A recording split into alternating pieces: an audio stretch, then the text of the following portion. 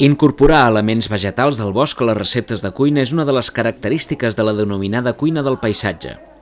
La cuinera Yolanda Bustos, del restaurant gironí La Calèndula, va oferir un taller de cuina durant la celebració de la Fira Ecosí d'aquesta especialitat basada en elements tan humils i alhora tan diversos en textures, colors i sabors com són les flors i les herbes del bosc. No sé, quan et demanen què és la cuina del paisatge, doncs és res més que agafar ingredients del propi paisatge i posar-los en el plat, no?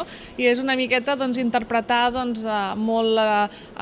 moltes escenes de la natura mateixa que ja per ella sola ja combina, no? A vegades no fa gaire vaig fer un plat que era unes nyàmeres, no? Que estaven amb una crema de crancs de riu i llavors hi havia tot d'herbetes com de créixens i així, i clar, era una interpretació exactament d'un marge d'aquí de la riba de l'Onyar, no? Vull dir que passa que són amb elements comestibles del paisatge, que és lo maco. Les herbes, cada herba, cada flor, és com el món vegetal, és exactament el mateix, cada vegetal, cada verdura té un sabor diferent, doncs amb les flors ens passa el mateix. Tenim flors picants, flors àcides, flors amargants, flors que es poden cuinar i altres que és millor menjar-les crues, vull dir que tenim tot un ventall de sabor que, clar, l'única manera és tastar-les i que et quedin gravades a la memòria, no? Jo quan vaig a fer un plat i el vull acabar amb tocs una miqueta així picants, agafo flors de caputxina, no? Per exemple, o si vull que hi hagi un toc més especiat, uns 4 pètals de calèndula, doncs mira, vaig jugant amb els sabors, però sempre, clar, els has de tenir incorporats, has de saber quin sabor tenen les flors, primer les has d'haver menjat. Per fer un tast d'aquesta cuina del paisatge, la Yolanda va preparar una amanida de flors i herbes boscanes amb shiitake i vinagreta de maduixes, un plat amb elements que ella mateixa recull als boscos de l'Empordà i que, malgrat semblar una innovació alimentària, són elements que sempre han estat presents a Pagès. Sí, jo ara fa 4 anys que vaig obrir aquí a la Calèndula, aquí a Girona. Jo soc de l'Empordà i a casa tota la vida que hem tingut restaurant a Palau-sator i jo, clar, vinc de l'Empordà, he estat molt al camp, soc filla de pagesos i de ramaders, així, i clar, m'he criat en allà. Llavors, sempre hem incorporat totes aquestes herbetes i flors més o menys a la dieta diària. Per tant, per mi no era una cosa nova. El que em va sorprendre és que a l'arribar aquí a la ciutat i posar floretes, que es convertís en algo tan snob, no? Semblava, i realment no hi ha res més humil que una malva acaba de collir unes flors de cusconia, totes aquestes floretes que aparentment passes pel costat cada dia ni els hi fas cas i resulta que tenen moltes propietats, no només amb qualitats de sabor, sinó propietats medicinals també i de fer bona prevenció després a l'hora de cuidar-te la teva dieta, la salut i tot això ho aplico una miqueta a la cuina al restaurant, fent una cuina una mica elaborada, una cuina una mica d'autor, inclús si li voleu dir, una creativa,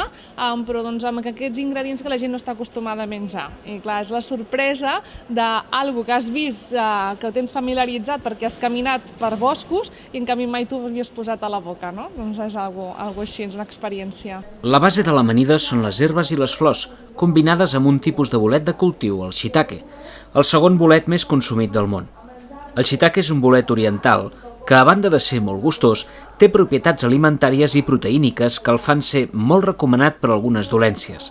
En aquest cas, el shiitake estava bullit. El brou resultant s'utilitza com a base de la vinagreta de la pròpia amanida. Sense cap altre afegit, el brou s'utilitza com a potenciador del gust i resulta una bona alternativa a la sal. La vinagreta es fa barrejant els ingredients més densos en primer lloc. Així, barrejarem al brou una mica de gelea de flors o mel, vinagre de saüc o de poma, oli d'oliva i, per donar-hi un toc dolç i de color, maduixes del bosc o, en aquest cas, de conreu. Les herbes que s'utilitzen com a base de l'amanida són les pròpies de temporada que podem trobar als boscos. En aquest cas, pimpinella, fulles de tarongina, fulles de plantatge, ruca i creixen, entre altres. Admet moltes variants i només cal que vigilem que siguin comestibles. Al damunt del llit d'herbetes s'hi escampen les flors, vigilant de barrejar tots els tipus de flors. Per aquesta amanida, la flor de saüc, les roses de jardí, mai de floristeria, i els pensaments ens donaran diferents textures i sabors. Per això és important barrejar bé totes les flors per poder combinar-ho tot al paladar quan ens ho mengem. Finalment s'hi afegeixen els shiitakes i pel damunt la vinagreta de maduixes. Utilitzar aquests elements del paisatge és saber aprofitar allò que la natura ens proveeix cada estació. Doncs cada herba té diferents propietats que es donen justament quan el cos més les necessita. De mató o d'algun formatge, per exemple, li lligaria molt bé, no? També, si a part dels bolets li voleu acabar posant més cosetes,